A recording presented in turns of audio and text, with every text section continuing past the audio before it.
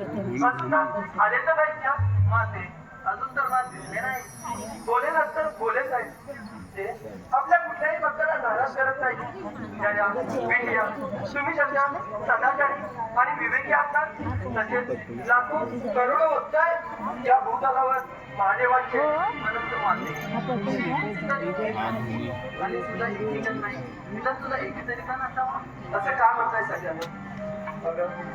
आपल्या एका आत्मेवर लाखो करोडो गण तत्पर असतात. मग कशाला हवे आणखीन गणाची आवश्यकता. हाती हे सारे गंत महादेवांचे आहेत. त्यांची आज्ञा ते आधी पाळतात.